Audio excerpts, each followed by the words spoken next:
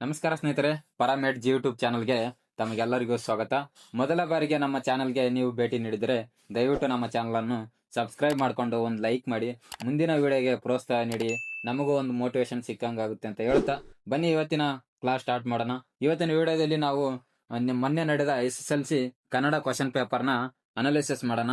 ಬನ್ನಿ ಸ್ಟಾರ್ಟ್ ಮಾಡೋಣ. ಇವಾಗ ಮೊದಲನೇದು ನೋಡಿ, ಬಹು ಆಯ್ಕೆ ಕ್ರಮಾಕ್ಷರದೊಂದಿಗಿನ ಪ್ರತಿ ಸರಿ ಉತ್ತರಕ್ಕೆ 1 ಅಂಕ ಅಂತ ಹೇಳಿದ್ರೆ ನೋಡೋಣ. ಇವಾಗ ಮೊದಲನೇದು ಒಂದು ವರ್ಗೀಯ ವ್ಯಂಜನದ ಪಂಚಮಾಕ್ಷರಗಳಿವು. ಎ ಆಪ್ಷನ್ಸ್ ನೋಡಿ, ಎ ಅನುನಾಸಿಕ, ಬಿ ಮಹಾಪ್ರಾಣಾಕ್ಷರಗಳು, ಸಿ ಅಲ್ಪ ಪ್ರಾಣಾಕ್ಷರಗಳು, ಡಿ ಯೋಗವಾಹಕಗಳು. ಇದಕ್ಕೆ ಸರಿಯಾದ ಉತ್ತರ ನೋಡಿ ಎ ಆಗಿರುತ್ತೆ, ಅನುನಾಸಿಕಗಳು. ಇನ್ನು ಮಾತಂತು ಈ ಪದವು ಯಾವ ಸಂಧಿಗೆ ಸೇರಿದೆ ಅಂತ ಕೇಳಿದ್ರೆ ನೋಡಿ, ಇಲ್ಲಿ ಮಾತಂತು ಪದವು ಈ ಸಂಧಿಗೆ ಸೇರಿದೆ. ಯಾವ ಸಂಧಿಗೆ? ಆಪ್ಷನ್ಸ್ ಎ ಆಗಮ, ಬಿ ಎಣ್ ಸಂಧಿ, ಸಿ ವೃದ್ಧಿ ಸಂಧಿ, ಡಿ ಲೋಪ ಸಂಧಿ. ಇದಕ್ಕೆ ಸರಿಯಾದ ಉತ್ತರ ನೋಡಿ ಡಿ ಆಗಿರುತ್ತೆ, ಲೋಪ ಸಂಧಿ ಆಗಿರುತ್ತೆ. ಇದಕ್ಕೆ ಸರಿಯಾದ ಮಾತಂತು ಸಂಧಿಗೆ ಲೋಪ ಸಂಧಿ ಆಗಿರುತ್ತೆ. ಇನ್ನು ಮೂರನೇ ಕ್ವಶನ್ ನೋಡಿ, ಒಂದು ಪೂರ್ಣ ಕ್ರಿಯಾಪದದೊಂದಿಗೆ ಸ್ವತಂತ್ರವಾಗಿರುವ ವ್ಯಾಖ್ಯೆ ಅಂತ ಕೇಳಿದರೆ ಯಾವುದು? ಒಂದು ಪೂರ್ಣ ಕ್ರಿಯಾಪದದೊಂದಿಗೆ ಸ್ವತಂತ್ರವಾಗಿರುವ ವ್ಯಾಖ್ಯೆ ಯಾವುದು ಅಂತ ಕೇಳಿದರೆ ಆಪ್ಷನ್ಸ್ ನೋಡಿ, ಸಂಯುಕ್ತ ವಾಕ್ಯ, ಬಿ ಸಂಯೋಜಿತ ವಾಕ್ಯ, ಸಾಮಾನ್ಯ ವಾಕ್ಯ, ಮಿಶ್ರ ವಾಕ್ಯ. ಇದಕ್ಕೆ ಸರಿಯಾದ ಉತ್ತರ ಯಾವುದಪ್ಪ ಅಂತಂದ್ರೆ ಸಿ ಆಗಿರುತ್ತೆ ನೋಡಿ, ಸಾಮಾನ್ಯ ವಾಕ್ಯ. ಇನ್ನೆಷ್ಟು ನಾಲ್ಕನೇದು ನೋಡೋಣ ನೋಡಿ, ಕ್ರಿಯಾಪದದ ಮೂಲ ರೂಪ ಯಾವುದಂತ ಕೇಳಿದರೆ ಯಾವುದು? ಕ್ರಿಯಾರೂಪದ ಮೂಲ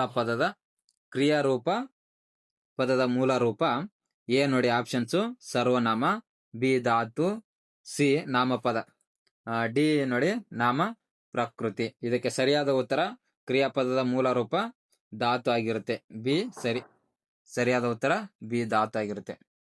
ಇನ್ನು ಲೋಕದೋಳ್ ಅಂದ್ರೆ ಲೋಕದೋಳ್ ಎಂಬ ಪದದಲ್ಲಿರುವ ವಿಭಕ್ತಿ ಯಾವ್ದಂತ ಕೇಳಿದ್ರೆ ಅವರು ಯಾವುದು? ಲೋಕದೋಳ್ ಎಂಬ ಪದದಲ್ಲಿರುವ ವಿಭಕ್ತಿ ಯಾವ್ದಂತ ಕೇಳಿದ್ರೆ ಎ ಪ್ರಥಮ, ಬಿ ತೃತೀಯ, ಸಿ ಸಪ್ತಮಿ, ಡಿ ದ್ವಿತೀಯ. ಇದಕ್ಕೆ ಸರಿಯಾದ ಉತ್ತರ ನೋಡೋದಾದ್ರೆ ಸಿ ಆಗಿರುತ್ತೆ ನೋಡಿ ಸ್ನೇಹಿತರೆ, ಸಿ ಸಪ್ತಮಿ ಆಗಿರುತ್ತೆ. ಯಾವುದು? ಲೋಕದೋಳ್ಗೆ ಇದಕ್ಕೆ ವಿಭಕ್ತಿ ಸಿ ಆಗಿರುತ್ತೆ, ಸಪ್ತಮಿ ಅಂತ. ಇನ್ನೆಷ್ಟು ಆರನೇ ಕ್ವಶನ್ ನೋಡೋಣ. ಮುಂಗೈ ಪದವು ಈ ಸಮಾಸಕ್ಕೆ ಉದಾಹರಣೆಯಾಗಿದೆ. ಯಾವ ಸಮಾಸಕ್ಕೆ ಮುಂಗೈ ಪದವು ಉದಾಹರಣೆಯಾಗಿದೆ ಅಂತ ಕೇಳಿದರೆ ಅವರು A ಕ್ರಿಯಾಪದಕ್ಕೆ, B Tatpurusha, C ದ್ವಿಗು, D ಅಂಶಿ ಗುಣಕ ಅಂತ ಕೇಳಿದರೆ ಯಾವ ಪದ ಇದಕ್ಕೆ? ಆನ್ಸರ್ ನೋಡೋದಾದ್ರೆ ಡಿ ಆಗಿರುತ್ತೆ ನೋಡಿ ಸ್ನೇಹಿತರೆ, ಡಿ ಅಂಶಿ. ಮುಂಗೈ ಪದವು ಅಂಶಿ ಸಮಾಸಕ್ಕೆ ಸೇರ್ತದಂತೆ ಹೇಳ್ಬೋದು, ಉದಾಹರಣೆಯಾಗಿದೆ ಅದಕ್ಕೆ. ಇನ್ನೆಷ್ಟು ನೋಡೋಣ.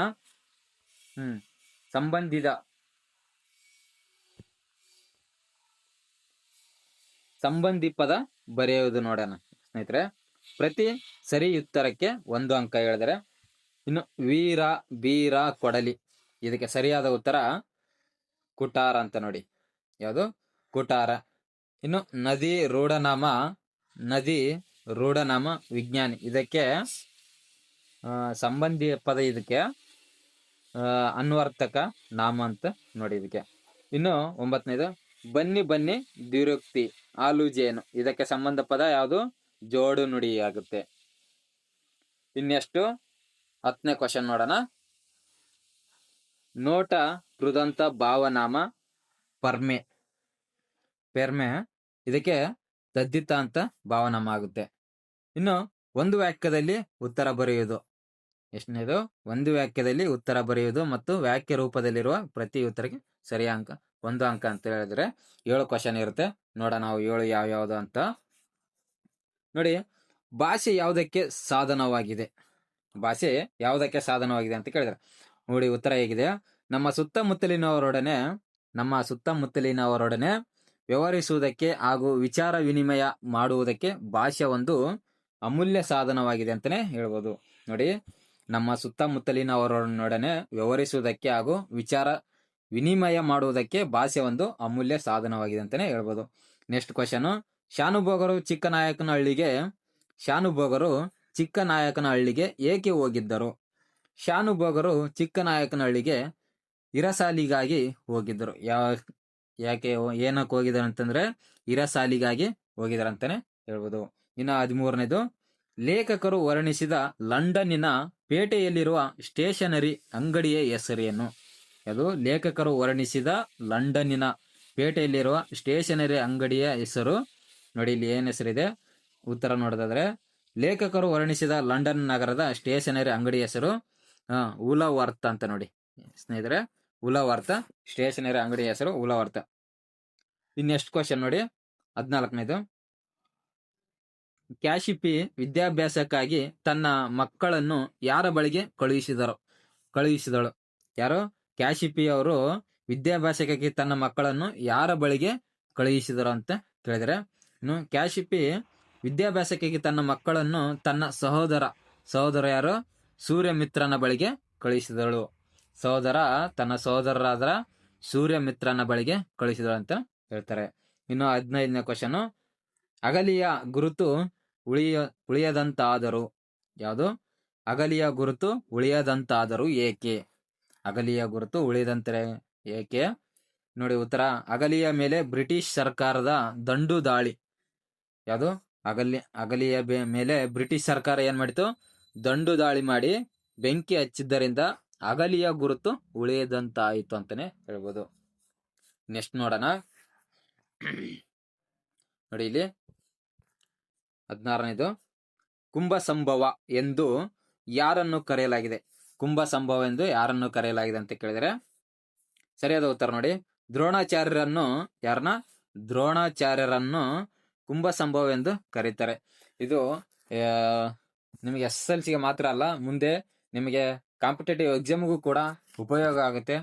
ಸೊ ದಯವಿಟ್ಟು ಫುಲ್ಲು ವಿಡಿಯೋ ನೋಡಿ. ಇಲ್ಲಿ 17 ನೋಡಿ, ಪುಟ್ಟಪೋರಿ ಏನು ಮಾಡುತ್ತಿದ್ದಾಳೆ? ಪುಟ್ಟಪೋರಿ ಮುಸುರೆ ತಿಕ್ಕುತ್ತಿದ್ದಾಳೆ. ಇದಕ್ಕೆ ಸರಿಯಾದ ಉತ್ತರ ಪುಟ್ಟಪೋರಿ ಮುಸುರೆ ತಿಕ್ಕುತ್ತಿದ್ದಾಳೆ. ಇನ್ನು 3-4 ವಾಕ್ಯದಲ್ಲಿ ನೋಡಿ ಬರೆಯೋದಾದ್ರೆ ಉತ್ತರ ಚೆನ್ನಾಗಿದೆ. ನೀವು ಮತ್ತೆ ನೆಕ್ಸ್ಟ್ ನಿಮಗೆ ಟ್ರಾನ್ಸ್ಲೇಷನ್ ಮತ್ತು ಪ್ರಬಂಧ ಬರೆಯೋದಕ್ಕೆ ಇವೆಲ್ಲ ಯೂಸ್ ಆಗುತ್ತೆ. ನೋಡಿ ಒಂದ್ಸಲ. ವ್ಯಾವಹಾರಿಕ ಮತ್ತು ಗ್ರಾಂಥಿಕ ಭಾಷೆಯ ಲಕ್ಷಣಗಳಾವು ಅಂತ ಕೇಳಿದ್ರೆ ನೋಡಿ, ವ್ಯಾವಹಾರಿಕ ಮತ್ತು ಗ್ರಾಂಥಿಕ ಭಾಷೆಯ ಲಕ್ಷಣಗಳಾವು. ಉತ್ತರ ನೋಡಿ ಎಷ್ಟು ಚೆನ್ನಾಗಿದೆ ಅನ್ನೋದನ್ನ. ವ್ಯಾವಹಾರಿಕವೆಂದ್ರೆ ಜೀವದ್ ಭಾಷೆ, ಅದರಲ್ಲಿ ಜನರು ಮಾತನಾಡುತ್ತಾರೆ. ಅಂದ್ರೆ ವ್ಯಾವಹಾರಿಕ ಅಂದ್ರೆ ಜೀವದ್ ಭಾಷೆ, ಅದರಲ್ಲಿ ಜನರು ಮಾತನಾಡುತ್ತಾರೆ, ವ್ಯವಹರಿಸುತ್ತಾರೆ. ಕನ್ನಡ, ತಮಿಳು, ತೆಲುಗು, ತುಳು, ಮರಾಠಿ, ಉರ್ದು, ಇಂಗ್ಲಿಷು. ಇದಕ್ಕೆ ಉದಾಹರಣೆ, ಎಲ್ಲಾ ವ್ಯಾವಹಾರಿಕ ಭಾಷೆಗಳು ಗ್ರಾಂಥಿಕವಾಗಬೇಕಿಲ್ಲ. ತುಳು ಒಂದು ಸುಂದರ ವ್ಯಾವಹಾರಿಕ ಭಾಷೆ, ಆದರೆ ಅದು ಗ್ರಾಂಥಿಕ ಭಾಷೆಯಲ್ಲ.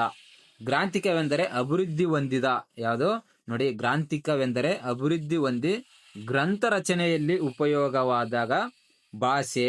ಸಂಸ್ಕೃತ, ಕನ್ನಡ, ಇಂಗ್ಲಿಷ್, ಪಾಳಿ ಇತ್ಯಾದಿ ಈ ವರ್ಗಕ್ಕೆ ಉದಾಹರಣೆ ಅಂತಾನೆ ಹೇಳ್ಬೋದು. ಎಲ್ಲ ಗ್ರಾಂಥಿಕ ಭಾಷೆಗಳು ಇಂದು ವ್ಯಾವಹಾರಿಕವಾಗಿಲ್ಲ ಅಂತಾನೆ ಹೇಳಿದ್ದಾರೆ ನೋಡಿ. ಎಲ್ಲ ಗ್ರಾಂಥಿಕ ಭಾಷೆಗಳು ಇಂದು ವ್ಯಾವಹಾರಿಕವಾಗಿಲ್ಲ, ಅವು ಸಂಸ್ಕೃತ ಗ್ರಾಂಥಿಕ ಭಾಷೆಯಾಗಿದ್ದು ಈಗ ಯಾವುದೋ ಒಂದು ಪ್ರದೇಶದಲ್ಲಿಯೂ ಕೂಡ ಅದು ವ್ಯಾವಹಾರಿಕ ಭಾಷೆಯಾಗಿಲ್ಲ ಅಂತಾನೆ ಹೇಳಿದ್ದಾರೆ. ಇದಕ್ಕೆ ಸರಿಯಾದ ಉತ್ತರ ನೋಡಿ. ಇನ್ನೆಷ್ಟು 19ನೇ ಕ್ವಶನ್ ನೋಡಿದ್ದೀರಿ ನೋಡಿ. ನಾಲ್ವಡಿ ಕೃಷ್ಣರಾಜರ ಬಗ್ಗೆ ಇದೆ, ಇದು ಕಾಂಪಿಟೇಟಿವ್ ಕೂಡ ಎಕ್ಸಾಮ್ ಬರಬಹುದು ನೋಡಿ. ನಾಲ್ವಡಿ ಕೃಷ್ಣರಾಜ ಒಡೆಯರ ಕಾಲದಲ್ಲಿ ಕಾರ್ಯರೂಪಕ್ಕೆ ಬಂದ ನೀರಾವರಿ ಯೋಜನೆಗಳಾವು ನೋಡಿ. ಇದು ಆವಾಗಲೇ ಹೇಳಿದ ಹಾಗೆ ಇವು ಕೂಡ ಕಾಂಪಿಟೇಟಿವ್ ಎಕ್ಸಾಮ್ ಅಲ್ಲೂ ಕೂಡ ಬರಬಹುದು.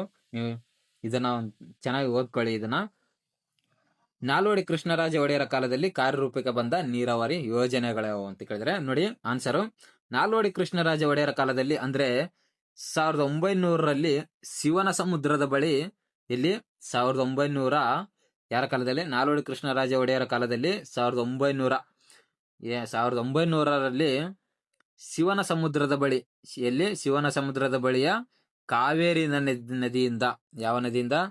ಕಾವೇರಿ ನದಿಯಿಂದ ಜಲ ಉತ್ಪಾದನಾ ಕೇಂದ್ರ ಪ್ರಾರಂಭವಾಯಿತು ಮೊದಲಿಗೆ. ಇದು ಭಾರತ ಮಾತ್ರವಲ್ಲ, ಏಷ್ಯಾ ಖಂಡದಲ್ಲಿಯೇ ನೋಡಿ, ಇದು ಭಾರತ ಮಾತ್ರವಲ್ಲ, ಏಷ್ಯಾ ಖಂಡದಲ್ಲಿಯೇ ಮೊದಲ ಜಲ ವಿದ್ಯುತ್ ಯೋಜನೆಯಾಗಿದೆ ಅಂತಾನೆ ಹೇಳ್ಬೋದು. ನೋಡಿ ನಮ್ಮ ಕರ್ನಾಟಕದಲ್ಲೇ ಉತ್ಪಾದನೆ ಆಗಿದಂತೆ ಇದು ಏಷ್ಯಾ ಖಂಡದಲ್ಲಿ ಮೊದಲ ಜಲ ವಿದ್ಯುತ್ ಯೋಜನೆ ಆಗಿದೆ ಅಂತಾನೆ ಹೇಳ್ಬೋದು. ಕ್ರಿಸ್ತ ಶಕ ನೋಡಿ 1907ರಲ್ಲಿ ಮಾರಿ ಕಣಿವೆಯಲ್ಲಿ ವಾಣಿ ವಿಲಾಸ ಸಾಗರ ಅಣೆಕಟ್ಟನ್ನು ಕಟ್ಟಲಾಯಿತು. ನೋಡಿ ಕ್ರಿಸ್ತ ಶಕ 1907ರಲ್ಲಿ ಮಾರಿ ಕಣಿವೆಯಲ್ಲಿ ವಾಣಿ ವಿಲಾಸ ಸಾಗರ ಅಣೆಕಟ್ಟನ್ನು ಕಟ್ಟಲಾಯಿತು ಅಂತ ಕೇಳಿದ್ರೆ ಇದು ಮೋಸ್ಟ್ ಇಂಪಾರ್ಟೆಂಟ್. ನೀವು ಒಂದ್ ಕಡೆ ನೋಟ್ಸ್ ಬೇಕಾದ್ರೆ ಮಾಡ್ಕೊಂಡು ಇಟ್ಕೊಳ್ಳಿ, ಯಾಕಂದ್ರೆ ಇವೆಲ್ಲ ಕಾಂಪಿಟೇಟಿವ್ ಎಕ್ಸಾಮ್ ಮುಂದೆ ಬರ್ಬೋದು. ಇನ್ನು ಕ್ರಿಸ್ತ ಶಕ ನೋಡಿ 1911ರಲ್ಲಿ ಕೃಷ್ಣರಾಜ ಸಾಗರ ಅಣೆಕಟ್ಟನ್ನು ನಿರ್ಮಿಸಲಾಯಿತು. ಯಾವಾಗ? 1911ರಲ್ಲಿ ಕೃಷ್ಣರಾಜ ಸಾಗರ ಕೂಡ ಅಣೆಕಟ್ಟನ್ನು ನಿರ್ಮಿಸಲಾಯಿತು. ಇವು ನೀರಾವರಿ ಕ್ಷೇತ್ರಕ್ಕೆ ನಾಲ್ವಡಿ ಕೃಷ್ಣರಾಜ ಒಡೆಯರವರ ನೀಡಿದ ಬೃಹತ್ ಕೊಡುಗೆಯಾಗಿವೆ ಅಂತಾನೆ ಹೇಳ್ಬೋದು. ನೋಡಿ ನೆಕ್ಸ್ಟ್ ಕ್ವಶನ್, ಲಂಡನ್ನಿನ ಹೆಣ್ಣು ಮಕ್ಕಳು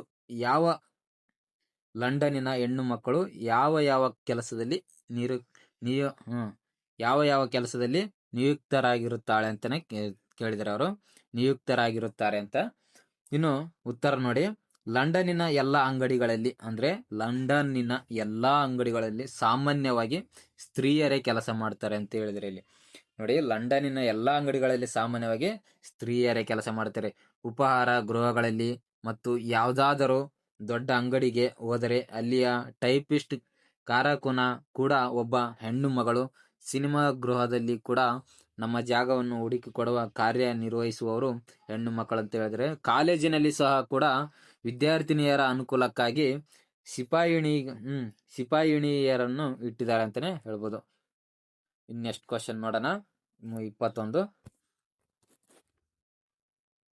ಸೂರ್ಯಮಿತ್ರರು ಮಾವನೆಂದು ತಿಳಿದಾಗ ವಾಯುಭೂತಿಯ ಪ್ರಕ್ರಿಯೆ ಹೀಗಿತ್ತು ಅಂತಾನೆ ಕೇಳಿದಾರೆ. ನೋಡಿ ಉತ್ತರ ನೋಡಿದೆ, ಕಿರಿಯನಾದವ ವಾಯುಭೂತಿ ತನ್ನ ಸೋದರ ಮಾವನ ಸೂರ್ಯಮಿತ್ರನು ತಮಗೆ ಮಾಡಿದ್ದೆಲ್ಲವೂ ಅನ್ಯಾಯವೆಂದು ಬಗೆದನು. ನಾವು ಭಿಕ್ಷೆ ಎತ್ತಿಕೊಂಡು ಬಂದ ಕೂಳಿಗೆ ತುಸು ಎಣ್ಣೆಯನ್ನಾಗಲಿ ತುಸು ಮಜ್ಜಿಗೆಯನ್ನಾಗಲಿ ನಮ್ಮ ಮಾವ ಕೊಡಿಸಲಿಲ್ಲ. ಕೆರೆಗೆ ನಾವು ಮೀಯಲು ಹೋದಾಗಲೂ ಇವನು ಎಣ್ಣೆಯ ವಾಸನೆಯನ್ನು ನೋಡಿಸಲಿಲ್ಲ. ಆಗಾಗ ನೆಂಟರಿಷ್ಟರು ಕೂಡ ಕರೆಸಿ ನಮ್ಮ ಕಣ್ಣೆದುರು ದಿವ್ಯಾಹಾರವನ್ನು ಇವನು ಉಣ್ಣುತ್ತಿದ್ದನು. ಆಳುಗಳಿಗೂ ಔತಣದೂಟವಾಗುತ್ತಿದ್ದು ಯಾವ ಹಬ್ಬದಲ್ಲೂ ನಮಗೆ ಒಳ್ಳೆಯ ಊಟ ಬಡಿಸಲಿಲ್ಲ. ಇವನು ಪಂಚಮಹಾಪಾತಕನೇ ಸರಿ, 7-8 ವರ್ಷ ನಮ್ಮನ್ನು ಶತ್ರುಗಳಂತೆ ನಡೆಸಿಕೊಂಡವನಲ್ಲ ಎಂದು ವಾಯುಭೂತಿ ತನ್ನ ಮನಸ್ಸಲ್ಲಿ ಸೂರ್ಯಮಿತ್ರನ ಬಗೆಗೆ ಕ್ರೋಧವನ್ನು ತುಂಬಿಕೊಂಡನು. ನೆಕ್ಸ್ಟ್ ಕ್ವಶನ್ ನೋಡೋಣ. ಇದರ PDF ಸಂಪೂರ್ಣ ನನ್ನ ಟೆಲಿಗ್ರಾಮಲ್ಲಿ ಇರುತ್ತೆ. ವಿಡಿಯೋ ಫುಲ್ಲು ಲೆಂತ್ ಆಗುತ್ತೆ. ಕೆಲವು ಮೇನ್ ಪಾಯಿಂಟ್ನ ಅನಾಲಿಸಿಸ್ ಮಾಡ್ತೀನಿ. ನೀವು ಬೇಕಾದರೆ ಟೆಲಿಗ್ರಾಮಲ್ಲಿ ಇದು PDF ಇರುತ್ತೆ, ನೀವು ಡೌನ್ಲೋಡ್ ಮಾಡ್ಕೊಂಡು ನೀವೊಂದ್ಸಲ ಓದ್ಕೊಳ್ಳಿ.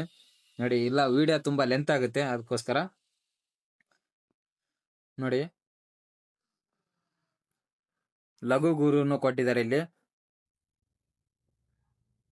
ನೋಡಿ. ಅಲಂಕಾರ ಇದನ್ನು ವಿವರಿಸಿ ನೋಡೋಣ.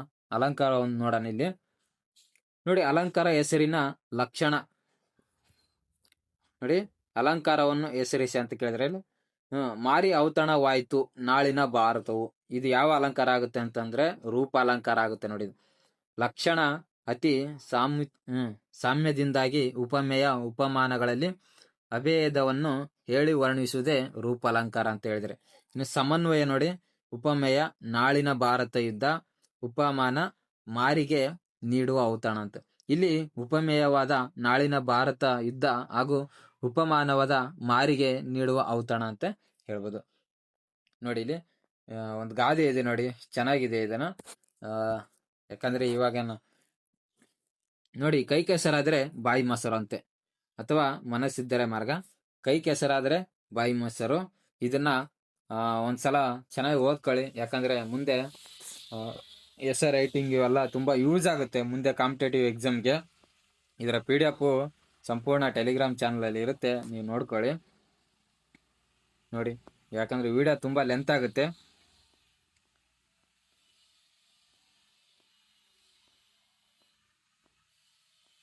ನೋಡಿ,